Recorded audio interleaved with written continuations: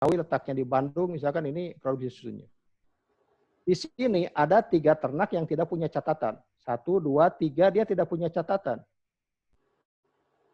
Pejantan 1, 2 tidak punya catatan, tapi nilai pemuliaannya dia akan keluar nanti. Ternak nomor 6, dia sudah jadi ibu. 6 ini sudah jadi ibu.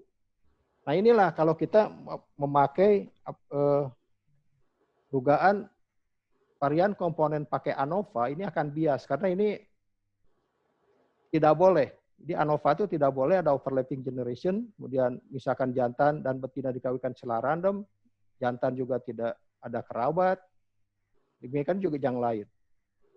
Ini sebenarnya sudah tidak bisa karena dia sudah jadi ibu, nomor 8. Nah sekarang solusinya ini seperti ini. Matriksnya, jadi tetap dimasukkan, G1, G2, G3 ini dimasukkan, walaupun dia tidak punya catatan. Jadi kalau dikalikan ke sini, dia 0. Dikalikan ke sini, 0. Ini mulai G4 yang ada catatan. Ini matriksnya, saya tidak akan menakut-nakuti. Jadi nanti kita lihat saja bagaimana mudahnya menghitung dengan PACE. Maka ini solusinya. Nah inilah bahwa G1 pejantan nilai pemulihannya keluar. Walaupun dia punya catatan, tidak punya catatan. Jadi di sini seluruh ternak, baik jantan, betina, individu itu sendiri, ini keluar nilai pemulihannya. Itulah Anima model. Baik, ini catatan berulang. Catatan berulang ini kalau laktasi 1 dan 2 misalkan dianggap sebagai sifat yang sama, tapi catatannya berulang. Nah, misalkan ini, ternak nomor 4 ini laktasi 1 dan laktasi 2. Ini produksinya, produksi laktasi 1, laktasi 2. Jadi dia diulang. Itu catatan berulang. Nah ini varian komponennya ini ada permanen lingkungan. Catatan berulang ini ada permanen lingkungan. Kalau kita lihat varian komponennya begitu, maka setup matriksnya lumayan besar. Ini seperti ini. Di matriksnya besar, di sini ada lingkungan permanen, ini ada genetik, di sini ada laktasi. Maka inilah nilai pemuliaan. Jadi ini nilai pemuliaan, ini adalah permanen lingkungan. G ditambah P itu disebut dengan MPPA. Kalau kita dulu mengenal MPPA, Most Probable Producing Ability. Nah inilah kalau G1, yang G itu tidak ada karena tidak punya catatan, tapi kalau yang G4 tambah PE4 itu MPPA. Jadi itu untuk catatan berulang. Nah, saya akan lari ke regresi tetap. Ini banyak dipakai di seluruh dunia, dan saya nanti demonya akan memakai model ini. Nah ini didasari karena catatan 305 ini mahal. Harus dicatat tiap hari. Jadi tiap hari harus dicatat. Kalau ada yang bolong di tengah-tengah ya kita harus duga. Kemudian tidak fleksibel. Karena ada pengkoreksian, penentuan efek tetap, misalkan ada musim. Dan evaluasi harus menunggu selesai dulu. Dan ternak biasanya ada di suatu tempat, misalnya kalau laktasi pertama dia 5 bulan ada di Batura dan kemudian pindah ke yang lain, itu sulit dikoreksikannya. Kemudian juga, nanti untuk sekarang ini berkembang catatan test day, itu dicatat 1 hari dalam waktu-waktu hari tertentu. Jadi produksi susunya harian. Jarak tesnya itu disebut test day interval milk atau DIM. Waktu tes itu bebas. Bisa waktu-waktu tertentu, misalnya setiap minggu, setiap bulan, itu boleh. Dan waktunya pun bisa berbeda. Misalkan saya menentukan untuk peternak tiap hari Senin adalah hari pencatatan. Itu bisa pakai ini. Jadi kita tidak perlu menunggu hari yang sama. Tiap tanggal 1 awal bulan adalah hari pencatatan. Itu boleh pakai model ini. Jadi ini kurvanya, saya anggap ini kurva. Jadi dites pada waktu-waktu tertentu. Yang dites itu bukan produksi susunya saja, tapi sifat yang lain juga. Misalkan sehari sebulan itu dites kadar lemak, BKTL, protein, mungkin ada marker, somatic cell score misalkan, yang berhubungan dengan mastitis, itu bisa dimasukkan ke sini. Tiap tanggal 1 awal bulan kita tes, tapi menyeluruh. Banyak sifat. Karena kalau lemak kan, misalkan kalau catatan kumulatif 305, itu untuk kadar lemak kan sulit untuk dites tiap hari. Paling kadar lemak tetap ditesnya mungkin seminggu sekali, atau 2 minggu sekali. Atau kualitas susu mungkin ditesnya waktu-waktu tertentu, tidak tiap hari. Kalau dikumulatifkan, produksi 305, kadar lemak tetap waktu-waktu tertentu, harus dikumulatifkan juga. Jadi ini waktu tes. Jadi waktu tes mungkin ini berhubungan dengan teknik marker, silakan. Kalau saya diundang, saya terus terang ada SNP untuk ini, untuk menggabungkan di sini. Jadi nanti masuk ke BLAB. Nah ini kalau tiap bulan dites berarti kita punya 10 catatan. Tapi lengkap di situ. Semua tercatat. Mulai produksi susu, kualitas susu, ya mulai dari lemak, BKTE, semua tercatat. Dan kita evaluasinya menyeluruh. Jadi ini lebih murah. Inilah banyak yang dilakukan di negara-negara di luar sekarang. Jadi bukan 305 lagi. Ini lebih banyak ke catatan ini. Nah, untuk analisis catatan test day ini di Amerika itu dikonversikan 305 dulu baru dievaluasi. Dia namanya two-step method. Jadi test day konversi ke 305 kemudian dievaluasi. Ini banyak dilakukan di Amerika. Di Amerika masih tetap menganut ini. Tapi di negara lain one step method. Jadi test day langsung dievaluasi. Inilah yang banyak dipakai di seluruh dunia. Jadi langsung. Modelnya, nah ini modelnya, kalau test day ini bisa dengan multivariat. Multivariat ini berarti setiap tes itu dianggap sifat berbeda. Jadi kalau 10 catatan itu akan ada 10 heritabilitas, 10 korelasi dan korelasi di antaranya. Itu kalau pakai multivariat. Kalau pakai regresi tetap itu dianggap sifat berbeda, sifat yang sama, berarti hanya satu nilai heritabilitas saja. Demikian juga random regresi.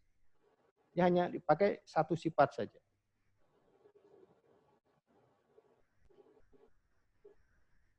Nah, karena kurva produksi susu ini membentuk kurva laktasi, membentuk kurva, maka harus ada grafik, harus ada persamaan kurva susu. Nah, ini yang banyak dipakai itu persamaan Ali-Sheffer. Di persamaan Ali-Sheffer ini ada 4 kovariat, 1, 2, 3, 4. Ini day interpamil, waktu tes kita. Tesnya tuh hari keberapa. Oke, ini kita bisa set 305 atau misalkan kalau di Kanada 335. Saya tidak tahu di Indonesia, mungkin 305. Indonesia lebih senang 305, walaupun sulit sekarang mendapatkan 305. Jadi ini dim kuadrat dibagi, kalau ini 305 dibagi 305, ini adalah ln. Ini ln kuadrat. Ini adalah dim, ini adalah 305 dibagi dim. Jadi harus ada kovariat ini. Karena dia membentuk suatu kurva. Ini kovariatnya, ada kovariat 1, 2, 3, 4. Di mana C ini konstanta, bisa di-set 305, B ini koefisien regresi.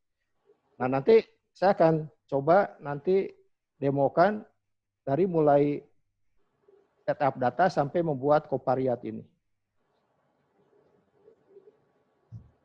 Ini contoh. Contohnya regresi setup misalkan ternak keempat dites hari kelima. Produksi susunya 16 liter.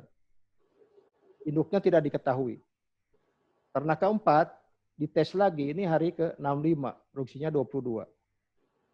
Ternak keempat 125, 10. Ternak kelima mulai tes ini hari ke-9, produksinya 15. Ternak ke-6 mulai tes hari ke-11, produksinya 11 liter. Jadi ini memungkinkan untuk fixed regresi ini memungkinkan waktu tes DIM-nya itu berbeda. Jadi memungkinkan. Jadi kalau saya katakan tadi tiap hari Senin, hari pengukuran itu memungkinkan dengan analisis ini. Nah, ini modelnya. Jadi modelnya seperti ini. Ini matriksnya kita lewat dulu. Nah, ini seperti ini. Jadi ini adalah covariat. Covariat 1, covariat 2, covariat 3, 4. Di sini ada permanen. Di sini ada nilai pemulihan atau genetik. Ini adalah produksi. Nah, kalau kita mau tambahkan marker ya silakan. Jadi marker mungkin sebagai fixed effects, mungkin sebagai di sini, atau mungkin sebagai random effect. Itu bisa saja. Jadi kalau range-nya luas, biasanya dipakai sebagai random effect. Tapi kalau range-nya jelas, misalkan 3 marker, itu bisa pakai fixed effects. Jadi bisa saja. Jadi nanti masuk ke sini. Jadi ini solusinya. Nah, ini solusi efek tetap.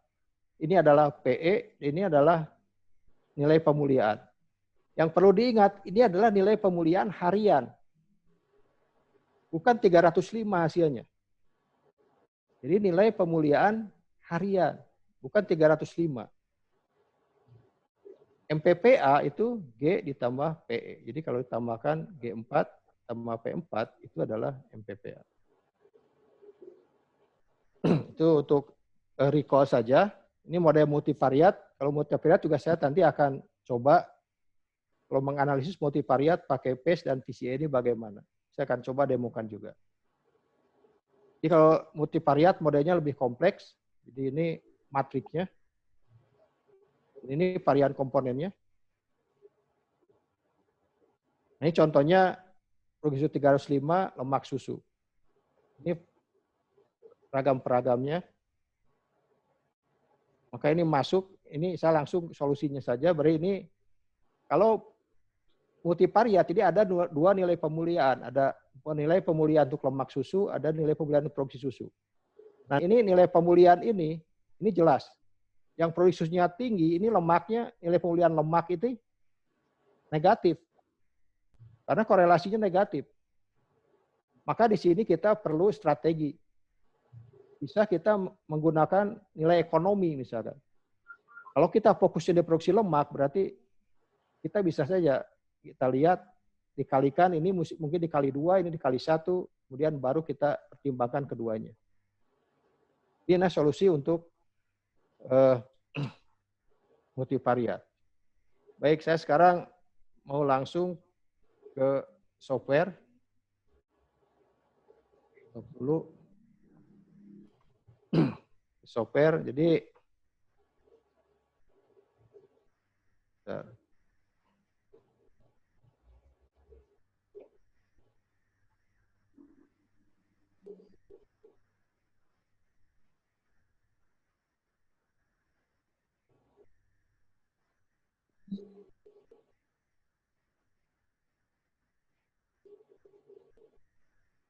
sudah bisa keluar.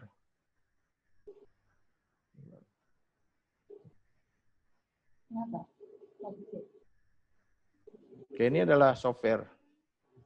Masuk ke software ya. Ini ke software sekarang. Jadi saya akan, ini adalah modelnya. Oh, sorry, ini. Belum itu Pak Sep, punten belum tayang. Iya, bentar. Saya buka dulu softwarenya.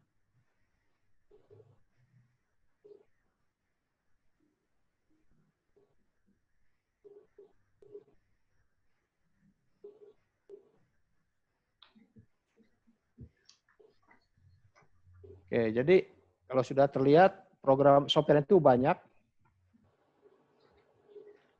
Jadi ini mulai dari REML PK, DF-REML, PCA, AS-REML ini banyak sekali. Jadi kita bisa memanfaatkan yang mana saja. Wombat ini juga bagus, ini Karin Meyer, dia ini kakak angkatan saya dulu waktu di Edinburgh. Jadi ini juga bagus, cuma ya agak kompleks. Ini ada contohnya ini saya punya di sini AS-REML.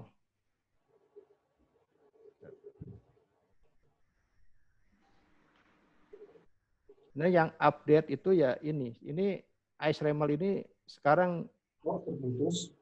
Ya.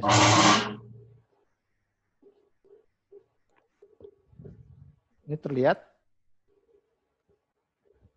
Udah ada. Oke, ini AS-REML.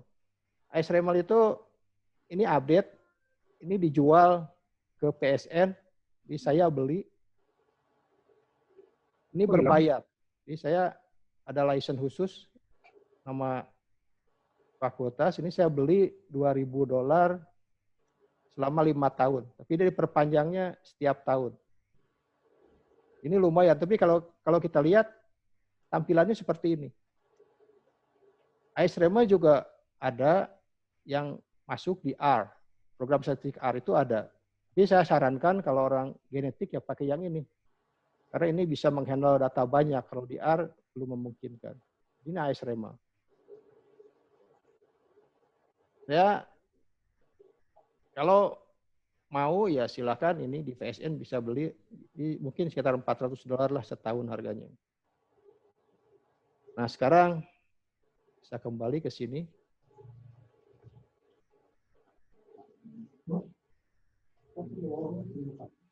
Ini sudah terlihat ya. Jadi ini ada PES, PES ini singkatan dari Prediction and Estimation. Ditulis oleh Profesor Grunewald, ini dari Jerman. Nah, jadi untuk PES ini, untuk runningnya kita perlu data file itu data performan, dan pedigree file.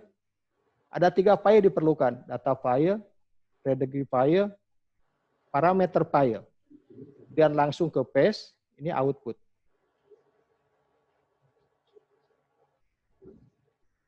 Command-commandnya seperti ini. Ya, ada command, ada relationship, transformation, data, model, dan sebagainya. Jadi kalau Anda terbiasa dengan SAS, ini lebih mendekati. Kali kalau AS-REML itu identik dengan GenStat. Kalau terbiasa dengan program statistik GenStat, General Statistik, itu AS-REML mendekati ke sana. Sintak-sintaknya sama. Tapi kalau ini lebih ke SAS. Ini command-commandnya ini. Ini ada VCA 6, juga oleh Grunewald. Ini juga sama, ada data file, ada pedigree file, ada program file, masuk ke VCA, output. Outputnya ini adalah parameter genetik. Ini command-commandnya, nanti saya sudah menulis. Yang penting di sini adalah harus terkode.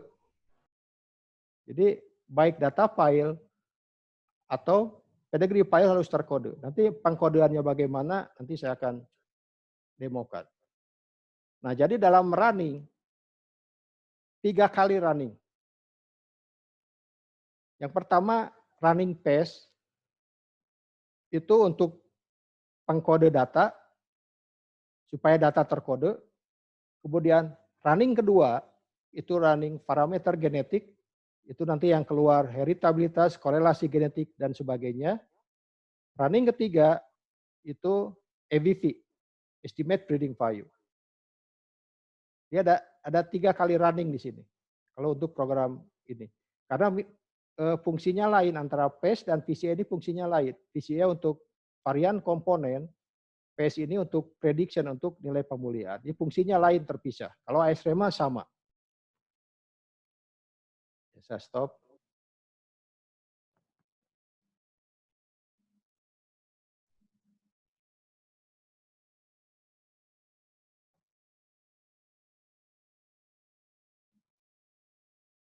Oke, kalau Bapak Ibu download program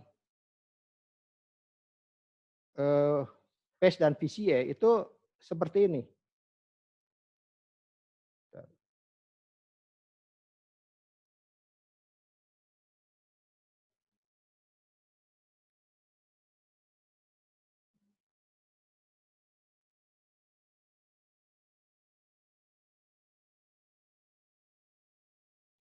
Nah, cuma seperti ini. Jadi PES XE, VCA 6 XE. Ini running dalam DOS. Memang tidak menarik.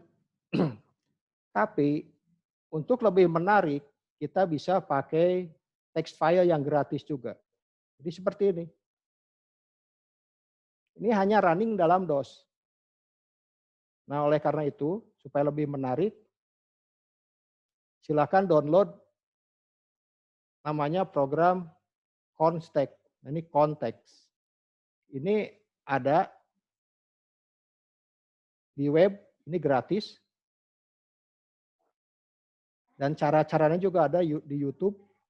Jadi saya memakai program konteks ini untuk membantu VCA dan PES saya. Nah, di sini ada environment option. Nah, ini saya mendedikasikan bahwa F9 ini direktorinya ada di bin PES. Dan F10 itu untuk VCA. Yang ini saya dedikasikan untuk ASREMA. Jadi saya ASREMA, PES, VCA, ini saya menggunakan satu text file ini, di program text file ini. Nah, contohnya begini. Oke.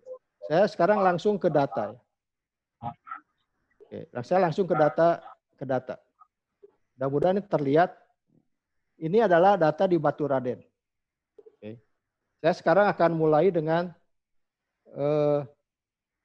analisis regresi tetap. Ini data Baturaden. Jadi ada pedigree, ini adalah ID. Saya dapat data Baturaden ini sampai 2017. Ada male parent, ada female parent. Ini adalah induk, pejantan, ini adalah ID. Ini adalah sapi. Di sini ada laktasi, ini dia laktasi keempat, dan ini laktasi terus ke bawah ada banyak datanya. Di sini ada jumlah. DIM, di sini saya perlu buat DIM. DIM ini pada prinsipnya adalah waktu tes, ini dikurangi tanggal melahirkan. Ini adalah DIM. Oke, jadi ini adalah DIM. Jadi ini adalah DIM-nya ini. Kebetulan di Baturaden lengkap. Jadi saya akan analisis semua. Di sini boleh, misalkan setiap bulan boleh, setiap minggu boleh, silakan. Kalau di peternak sulit tiap hari ya, ambilnya tiap minggu tidak masalah. Cuma DIM-nya ini yang lain. Yang penting harus ada catatan melahirkan dia dan dia diukur tanggal berapa. Baru ini ditarik DIM. Data ini harus terpisah antara pedigree dan data file itu harus terpisah. Kalau saya sudah tahu DIM, berarti data melahirkan dan produksi tidak perlu lagi. Jadi untuk menghemat memori komputer, data ini saya hilangkan. Ini saya hilangkan.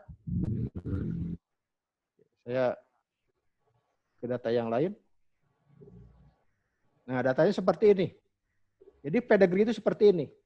Jadi pedigree itu tidak boleh dia duplikasi, jadi harus satu. Misalkan 001, bapaknya siapa, ini tidak diketahui, 0 tidak diketahui, PIMI-nya tidak diketahui. Yang ketiga 001, ini adalah bapaknya sengaja saya tulis S di sini, supaya nanti saya bisa memisahkan nilai pemuliaan untuk pejantan saja. Tidak pun tidak masalah, tapi saya tulis S di sini, supaya nanti saya bisa memisahkan, saya tahu bahwa kalau depannya S itu adalah pejantan. Nah ini adalah induk. Di sini tidak boleh duplikat. Dan di sini itu data produksi. Jadi ada yang tanggal melahirkan dan tanggal tes saya hilangkan. Ini ada laktasi, ada produksi pagi, produksi sore, total. Ini ada DIM. Ini adalah kovariat. Ini rumusnya kovariat tadi ini DIM dibagi 305. Jadi saya ngeset di sini 305 hari produksinya. Ini saya pakai kovariat juga. Ini adalah DIM dibagi 305 dikuadratkan. Ini adalah lon tadi. Lon 305 dibagi DIM. Dan seterusnya. Ini adalah kovariat. Saya buat. Kemudian ini sama untuk permanen lingkungan ini sama dengan ID ternak. Karena harus ada permanen lingkungan untuk ini karena ini adalah catatan berulang. Untuk program PES dan PCA itu harus di text file. Jadi kita harus konversi ini ke text file. Dan format free, jadi format ini harus tidak ada. Makanya saya di sini membuat ini yang free format. Ya, yang perlu kita perhatikan adalah ukuran sel ini. Ini adalah sel. Saya membuat sel ini 20 karakter. Ini lebarnya 20. Yang ini saya buat lebarnya 10. Yang pedigree juga sama. Ini pedigree ini lebarnya semua 20. 20. Kemudian data ini di save as ke text file. Jadi di sini ada save as. Ya, masuk ke directory.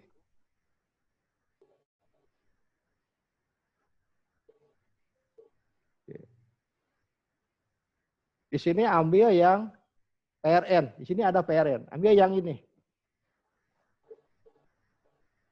Diambil yang PRN. Itu adalah text file tanpa space. Jadi semua spasi, tidak ada tab di situ. Diambil yang itu. Nah, setelah ini di save, saya akan dapat data seperti ini.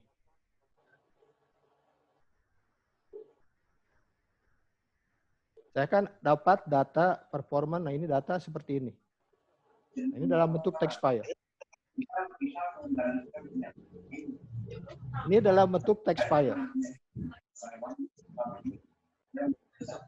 Dan pedigree file seperti ini. Ini pedigree. Ini pedigree file seperti ini. Oke. Nah, sekarang saya akan coba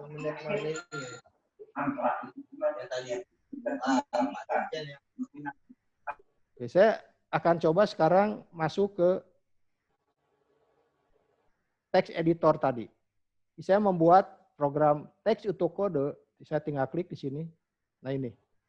Ini ambil yang Fortran, karena PCA dan PES ini ditulis dalam bahasa Fortran. Jadi bahasanya seperti ini.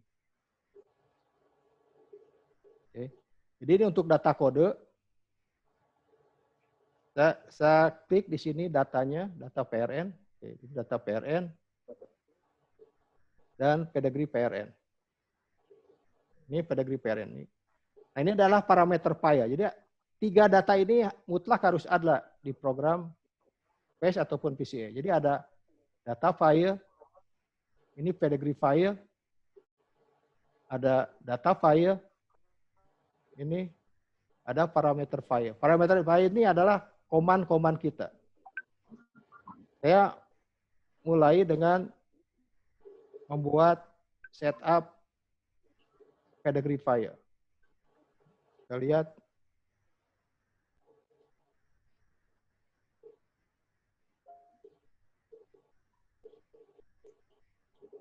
Ini pedigree file. Jadi ini komennya ikuti saja yang ini, relationship. Dan in file, namanya pedigree PRN, ini adalah nama ini. Nah ini yang diperlukan untuk data ini adalah ini, data yang terkode. Oke, kalau kita lihat, saya tutup dulu, saya buka program PCA. ini ada manual VCE. Oke. Saya ambil halaman 69.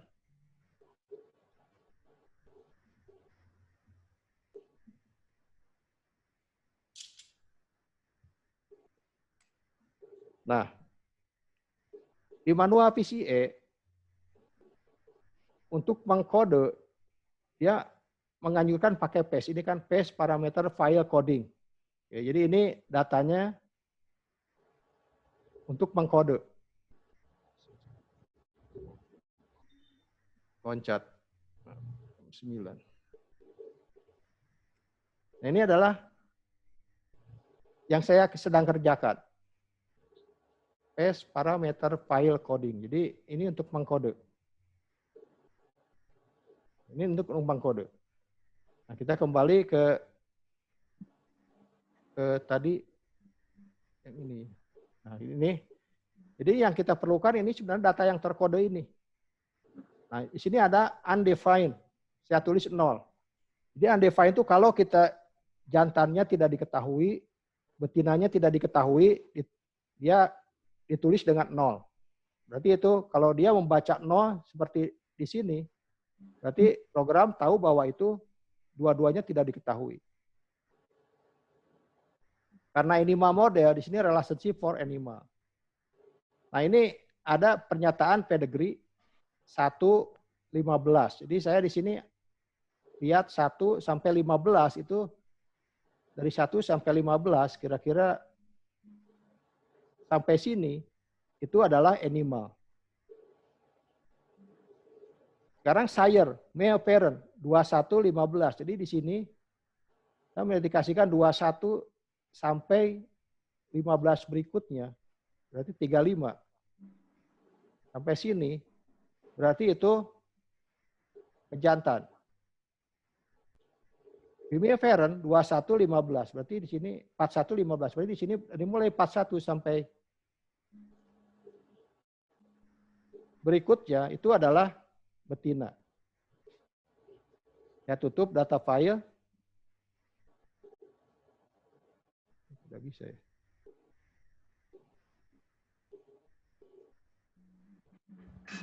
Bisa, maaf, saya tutup dulu.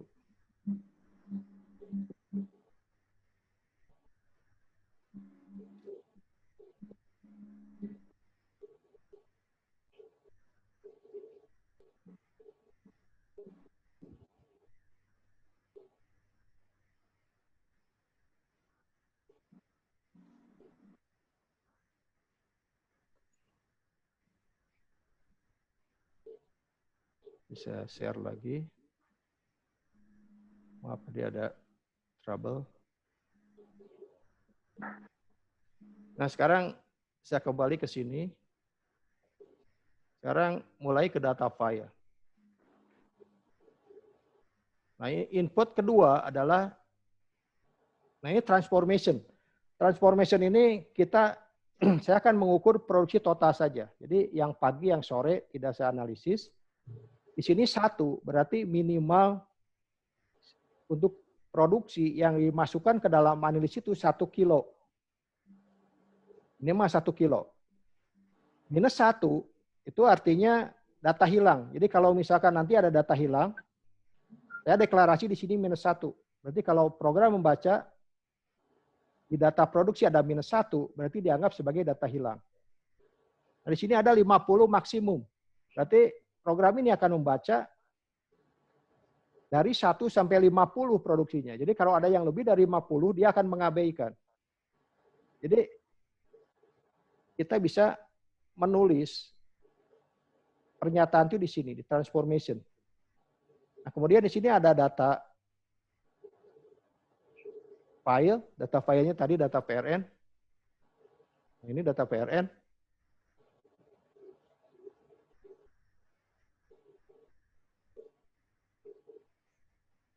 Oke. Ini ada data PRN. Ini sama. Jadi animal itu jumlahnya 2000. Saya masukkan 2000. Mau lebih silahkan, tapi akan memakan memori komputer. Dia harus, yang bagusnya tahu jumlah ternaknya berapa. 1 mulai dari kolom 1 sampai 15. Berarti di sini sampai 15 itu animal. Berikutnya laktasi. Laktasi ini dari 21 10. Di 21 10 dari sini. Dari sini sampai 10 berikutnya itu adalah laktasi. Levelnya 4. Jadi saya memasukkan 4 laktasi. Produksi pagi ini kovariat diberi 0, 31, kemudian lebarnya ada 10 dan seterusnya. Ini baru sampai ke permanen lingkungan. Ini di kolom ke 111. Nah, sekarang kalau sudah, berarti ini saya bisa running program ini. Nah, saya mendedikasikan tombol ini untuk paste. Kalau ini saya klik di sini ada paste. Saya mendedikasikan untuk paste. Dan ini saya dedikasikan untuk PCA. Yang ini untuk ASREMA. Jadi ini saya klik, maka program running. Program running, ini hasilnya. Hasilnya tadi yang di sini adalah data yang terkode. Kalau kita lihat saya tutup ini.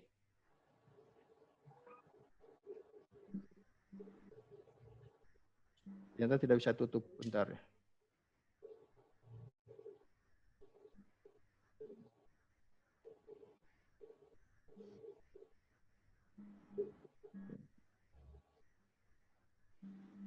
Ya, jadi hasilnya di sini adalah data yang terkode. Data kodenya, nah ini data code. Ini data yang terkode. Ini sama dengan yang di VCA tadi. Kita lihat di VCA tadi. Di manual. Nah ini, kalau running ini, maka data kodenya di halaman berapa tadi? Lupa lagi saya. Jadi, oke, saya lupa lagi halamannya.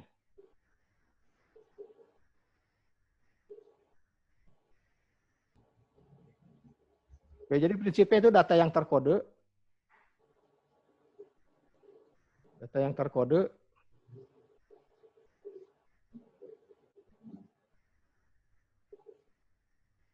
Ini data yang terkode.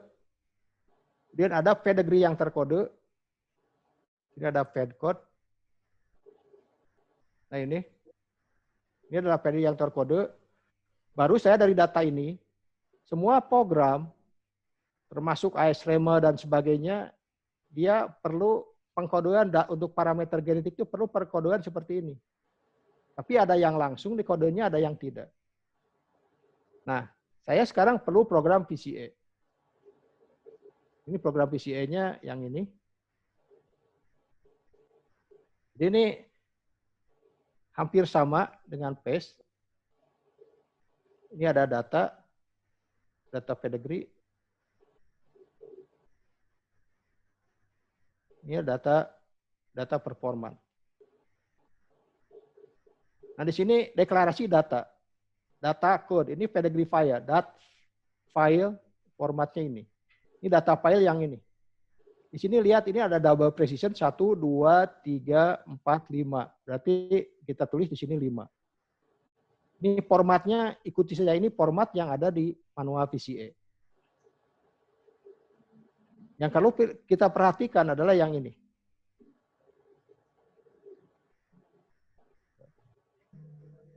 Urutannya yang perlu kita perhatikan. Jadi ini ada dependentnya itu adalah produksi total yang ini. Kemudian baru yang berikutnya kovariat 1, TIA, 3, 4 ini masuk ke sini independen. Kemudian ada animal, laktasi, dan permanen. Ini permanen. Header 1, berarti di sini ada header. Header ini tidak akan dibaca nih. Yang di atas itu ya. Itu adalah program untuk VCN. Yang berikutnya data file juga sama untuk pedigree. Pedigree code karena dia dalam bentuk integer, ya ininya 5. Nah ini pedigree code. Ini formatnya ngikut yang di manual VCA. Nah sekarang baru ke model yang kita inginkan, yang kita analisis itu inginnya apa?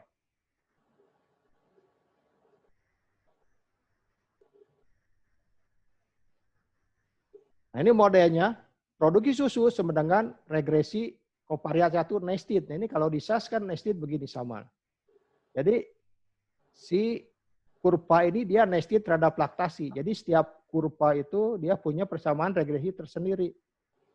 Jadi regresi kovariat itu sebagai regresi masuknya, kemudian laktasi dia nested, regresi kovariat 2 nested juga ini enima permanen modelnya. Nah, kemudian ragam-peragamnya apa? Yang kita inginkan adalah ini, enima dan permanen. Ini saya akan run sekarang. Ini akan saya run. Saya mendedikasikan ini untuk si E. Saya run. Dan dia running.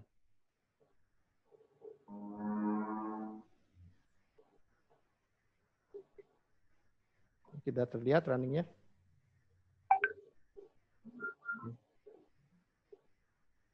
Ini output kelihatannya.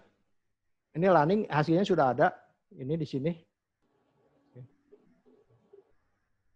Hasilnya sudah ada. Ini adalah hasilnya. Oh ini sedang running, sorry. Ini sedang running, dia running di bawah tuh. Ini running, ini hasilnya nanti di sini. Dia sedang running. Dia sedang mikir. Nah, dia sedang mikir, dia belum beres running.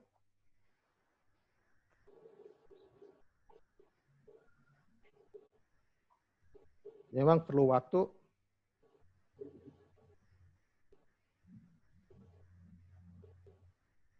Nah ini hasilnya ada di file ini. Dia belum beres ngitungnya. Dia masih belum beres ngitungnya. Belum beres ngitungnya.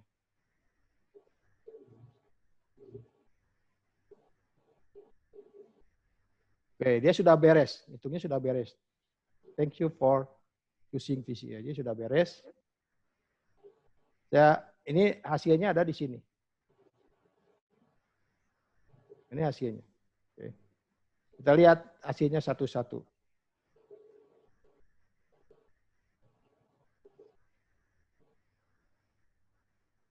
Nah, ini gambaran saja. Ini sifatnya. Jadi kalau kita lihat minimum produksi susu maksimum 47, rata-rata 14 liter. Jumlah rekor ini dia ada 200 berapa nih? 250 ribuan catatan yang dianalisis. 250 ribu catatan perlu waktu beberapa menit saja. Ini ada 253 ribu catatan yang dianalisis. Nah, ini catatannya. Jumlah catatan produksi 253 ribu. Pedigree information, ya tidak ada inbreeding. Di sini ada inbreeding. Jadi tidak ada inbreeding. Jumlah ternaknya segini, 1.390. Saya langsung ke bawah. Nah ini pakai analytical gradient pemecahannya. Nah ini jumlah ternak itu ada 1.390. Tapi perman yang punya catatan itu 799. Jadi ada ternak lain yang tidak punya catatan, baik betina ataupun yang jantan, induknya atau yang jantan. Oke. Nah ini hasilnya. Ini adalah parameter genetiknya. Jadi ini adalah ragam genetik. Ragam genetik, ini ragam lingkungan permanen. Ini adalah ragam residual. Nah di sini, ini ragam fenotip total. Di sini ada heritabilitas. Heritabilitas di sini 0,2130. 8. Ini ada heritabilitas ini. Matrix ratio ini heritabilitas. Dan di sini ada standard error. Kita ambil yang ini. Jadi heritabilitas itu yang ini plus minus ini. Jadi 0,21 3 plus minus 0,05 itu heritabilitas. Nah, yang diperlukan untuk BLAB itu yang ini. Jadi BLAB tidak perlu heritabilitas. Yang diperlukan untuk BLAB itu yang ini. Ragam ini. Ini yang masuk berikutnya ke PES untuk running BLAB. Saya coba sekarang buka yang ini.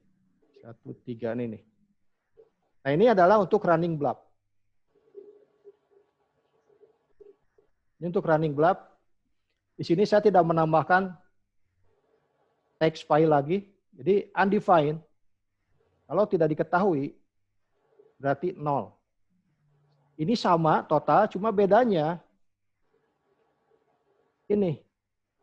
Hasil dari VCA ini masuk ke sini. Ini ragam residual tadi, ini ragam genetik, ini ragam permanen lingkungan. Cuma itu bedanya. Ini adalah modelnya. Modelnya berarti laktasi nested terhadap kovariat. Cuma itu saja. Dan hasilnya ABV list. Ini adalah hasilnya nanti. Saya running sekarang ke PES. Ini saya running lagi. Dia running.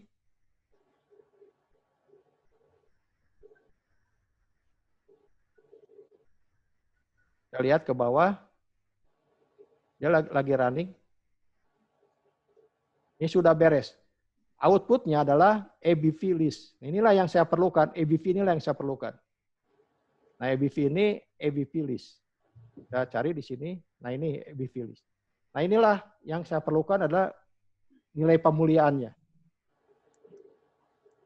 Nilai pemuliaan ada di sini. Ini adalah informasinya. Nah, ini adalah nilai pemuliaan. Jadi untuk ternak 001 nilai pemuliaannya ini. Untuk 002 nilai pemuliaannya yang ini. Ada yang negatif nilai pemuliaan. Ini bisa dimasukkan ke Excel. Ini bisa, kalau untuk short, ini dimasukkan ke Excel bisa. Nah, ini saya sudah masukkan ke Excel. Coba kita lihat di Excel. Supaya cepat. Saya menulis ABP list. Nah,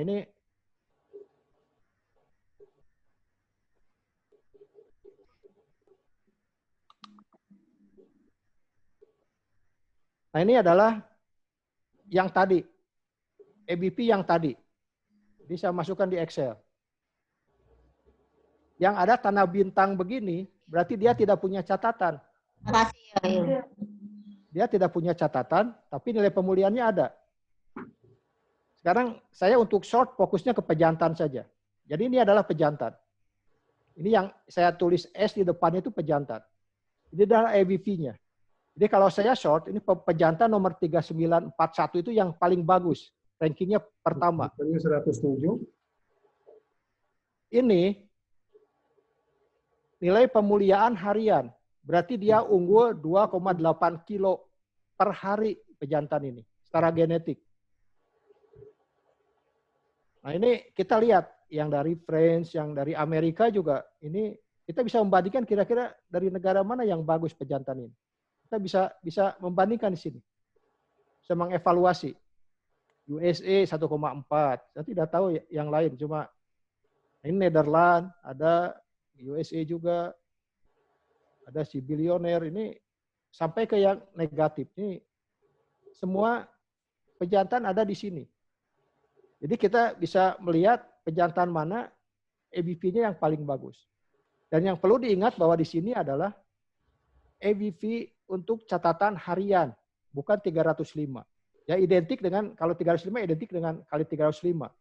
Jadi ini adalah 2,88 itu dia unggul plus 2,88 harian. Nah itu kalau kita melakukan analisis dengan fixed regression model. Jadi sekali lagi bahwa dengan ini kita tidak perlu catatannya terpaku setiap hari ada. Yang penting bisa tiap minggu, tiap hari Senin, tiap ya atau hari-hari tentu silakan. Oke, yang kedua, saya ingin running sekarang yang multivariat. Nah, kalau tadi saya pakai konteks, saya sekarang pakai DOS. Kalau pakai DOS, ini, nah ini, nah ini pakai DOS. Saya coba pakai DOS sekarang. Saya masukkan program PCA-nya di sini. Ini ada paste, ada PCA. Tapi saya harus lari ke directory ini dulu. Jadi saya harus lari ke directory yang ini. Yang ini. Nah, jadi di DOS lari ke directory, tulis CD, saya lari ke sini. Cuma di sini tidak terlihat file-filenya. Nah, sekarang untuk multivariat, kita coba sekarang pakai yang ini apa? Buka di sini. Nah, ini untuk 21 ini untuk multivariat. Nah, ini ada produksi total pagi sore.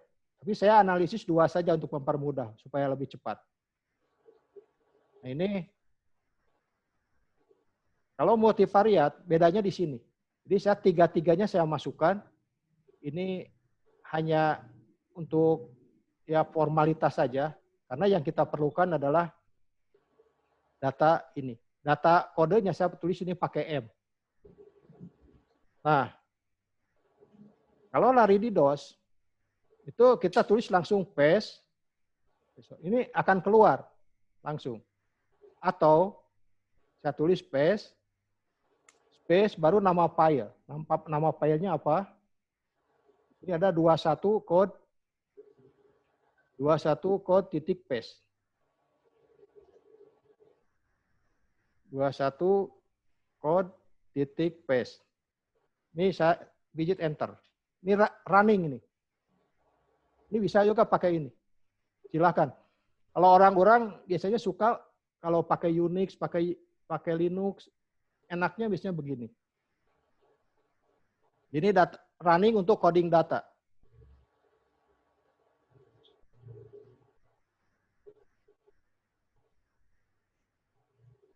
Jadi dia perlu waktu.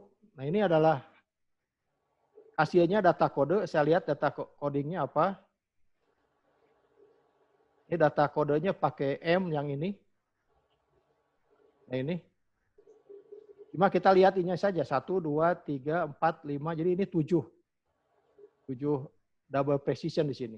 Maka di program PCA-nya pun saya ambil yang ini. Saya tulis 7. Nah, yang sifat yang saya analisis itu produksi total dengan pagi. Anggap saja ini 2 lah. Kalau ada produksi lemak silahkan tulis di sini. Produksi lemak mungkin persamaan regresinya lain. Jadi di sini mungkin bukan seperti ini, mungkin 2 kovariat, 3 kovariat silahkan. Jadi kita harus mencari kira-kira yang regresi yang paling cocok untuk produksi lemak apa. Ini misalnya modelnya lain. Jadi model untuk produksi pagi itu tidak ada kovariatnya. Ini ya kita misalkan saja. Jadi saya menulis laktasi animal permanen. Yang ini pakai kovariat. Kalau saya run di VCA, ini namanya 22 VCA titik VCA. Saya tulis di sini VCA 6 22 VCA titik VCA. Jadi nama ini bebas, silahkan namanya apa saja. Ini saya run, program akan lari. Jadi dia perlu waktu, mungkin beberapa menit. Kita lihat ini adalah untuk multivariat.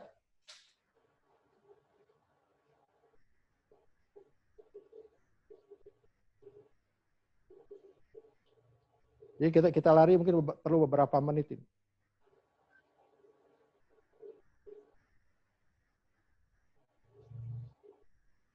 Kita tunggu. Nah, ini sedang konvergi dengan analisis gradien. Jadi kalau di sini prosesnya di DOS itu terlihat. Jadi silakan mau pakai konteks seperti tadi atau mau pakai DOS silakan. Jadi bisa memilih keduanya.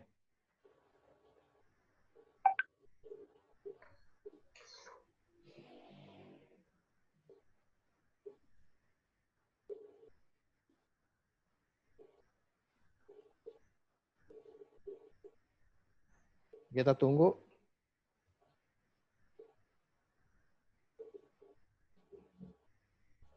Perlu beberapa waktu, ya mungkin 2-3 menit untuk data 250.000, data 250.000, kemudian 2 sifat, 5 efek tetap. Kita perlu waktu beberapa menit. Ya mungkin 3 menitan. Ini sedang running.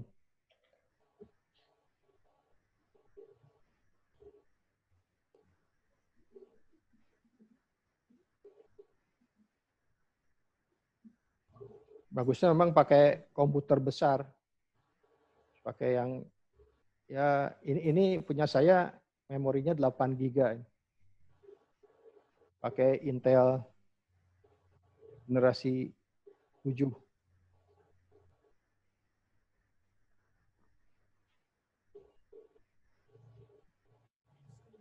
Kita harus bersabar di sini. Dia sedang lari, sedang nyari.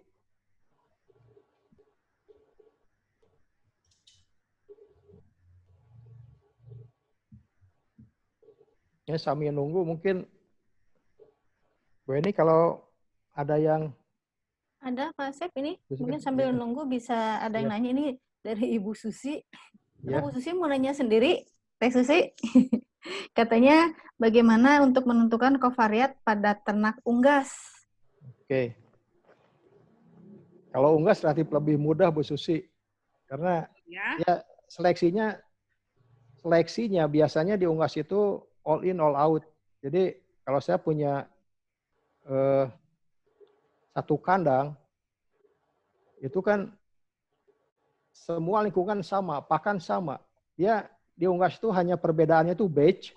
Batch itu ditetaskan ke berapa. Di batch 1 misalkan dia tetasan Januari, batch kedua tetasan Februari, kemudian ada ini apa tingkat kandang biasanya. Itu saja, yang lain tidak ada di unggas tuh. Kalau untuk seleksi individu itu. Kalau menentukan kovariat begitu, Pak Asep. Kovariatnya ada kovariatnya teh, ada yang dikuadratkan, ada yang apalagi gimana gitu. Nah, itu diunggas gimana sih? Nah, bentar ya. Ini sudah beres. Jadi ini adalah hasilnya. Jadi ini hasilnya. Karena modelnya lain, nilai heritabilitasnya lain. Jadi bentar. Ini adalah nilai heritabilitas untuk produksi total, dia mengecil. Ini yang kedua, dan korelasi genetik antara catatan total dengan pagi itu 0,9. Ini adalah korelasi genetiknya. Karena modelnya lain, tadi saya pura-pura tidak ada kovariatnya. Nah yang ini masuk ke PES lagi untuk BLAB. Nah sekarang saya akan running BLAB-nya.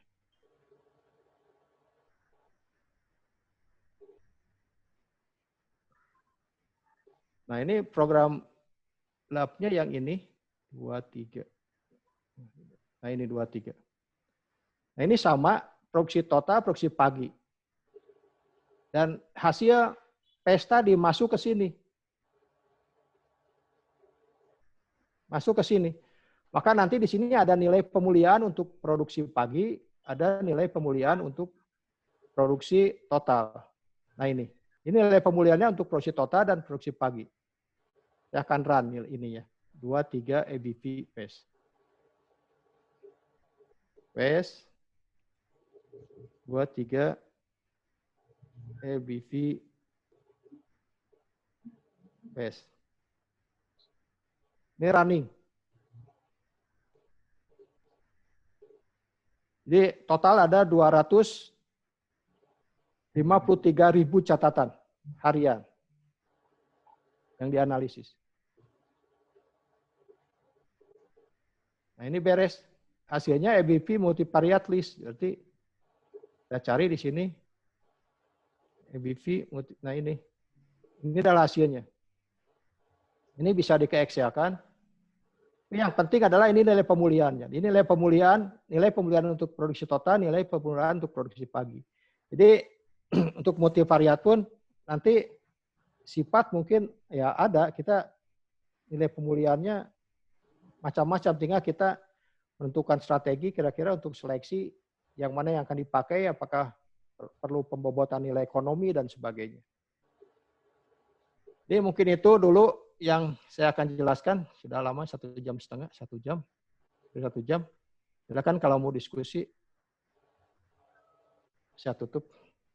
Ya mungkin yang tadi dulu Pak Asep yang Bu Susi belum tamat.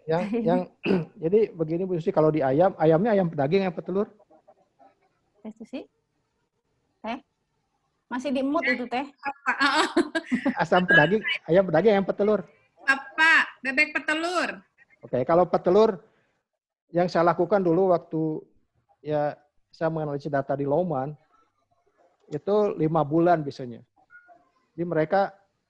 Jadi yang paling besar korelasinya dengan 1 tahun itu 5 bulan. Jadi mereka di kandang individu, kemudian mereka ukur individu harian, itu mulai dari berat telur, produksi telur semua, sampai 5 bulan. Baru 5 bulan mereka melakukan seleksi, bulan ke-6 itu yang terseleksi ditetaskan untuk replacement. Di bulan ke-6 ditetaskan untuk replacement. Nah, baru yang lainnya masih ditetaskan, tapi untuk grandparent stock. Yang lainnya masih ditetaskan, tapi untuk grandparent stock. Tapi yang untuk replacement itu 50% biasanya ditetaskan, tapi ya untuk replacement. Di unggas itu tidak banyak, tidak kompleks, karena satu kandang itu ya sama semua. Ini satu tetasan itu. Paling bedanya batch, ada batch, misalkan ini taskan Januari, Februari, Maret, ada juga tingkat kandang, itu saja. Untuk kovariat tidak ada di unggas. Kalau catatan kumulatif, itu tidak ada kovariat. Oke, hatur nuhun Pak Asep. Ya. Enggak, ini pertanyaan selanjutnya Pak Asep, ini dari Pak Apri Irianto, katanya apakah hasil EBV bisa untuk grading, misalkan penentuan grade A, B, C, kemudian nilai tertinggi sama terendah itu EBV berapa? Kalau EBV itu rata-ratakan 0, populasinya itu 0. Jadi sama dengan dulu kan nilai nilai pemulihan sama dengan H kuadrat P dikurangi P rata-rata. Itu identik dengan itu. Dia menyebar seperti itu. Jadi kita menyeleksi ya terserah, kalau pejantan kan kita misalkan ambil 5%, berarti ya hanya sedikit sekali pejantan. Tapi biasanya untuk sapi perah minimal itu 8. Atau di domba yang pengalaman saya itu 8 pejantan yang untuk analisis ini. Kalau untuk grade ya bisa saja, karena di sertifikat itu kan biasanya kita mengeluarkan EBV-nya kan. Terus ada EBV kalau untuk bibit. Itu terjawab, Bu Eni, silakan. Pak Apri, sudah? Assalamualaikum, Bu Heni. Mungkin minta waktu ada pertanyaan. Oh, enggak. Enggak, Pak Jack. Baik, Assalamualaikum warahmatullahi wabarakatuh. Waalaikumsalam. Terima kasih banyak Pak Anang, luar biasa pencerahannya. Terima kasih banyak nih. Kebetulan banyak juga ini para guru-guru saya juga nih. Mohon maaf ini izin waktu sebentar, ada yang ingin diskusikan karena sangat menarik. Jadi yang pertama Pak Asep ingin saya tanyakan, ya tadi sudah sangat bagus ya ininya. Satu, apakah ada keterbatasan menggunakan program PCE atau PACE ini dari jumlah individual yang dianalisis? Itu yang pertama. Kemudian yang kedua, apakah nilai pemulihan yang didapatkan atau output yang diperoleh dari PCE atau PES berbasis BLAP ini tadi, kalau tanpa ulangan, kan selama ini saya hanya manual biasa begitu Pak. Jadi apa yang didapatkan terbaik di fenotip inline dengan dari breeding value yang didapatkan rankingnya begitu. Apakah di dalam PCE atau tadi program ini akan menghasilkan output seperti itu begitu. Itu yang kedua. Nah, yang terakhir adalah yang sangat menarik tadi, yaitu bahwa ada mengkombinasikan terkait dengan data genomik atau berbasis SNP ya Pak ya. Nah, saya kira ini sebuah pemikiran atau saya kira kombinasi yang sangat bagus. Bagaimana tadi kira-kira mengawinkan data-data genomik dengan data-data kuantitatif yang bisa diinkludkan di dalam program PCE dan di dalam perhitungan parameter genetik, terutama terkait dengan nilai pemuliaan. Saya kira itu Pak Asip, terima kasih banyak, mohon pisan. Maksudnya Pak Jack. Jadi untuk jumlah, saya terus terang jumlah minimum itu saya tidak tahu terus terang. Kalau untuk yang kompleks tergantung keragaman populasinya. Kalau di ayam itu relatif sedikit, misalnya itu bisa. Tapi kalau di variasinya terlalu tinggi seperti. Oke, iya Bapak. Ya.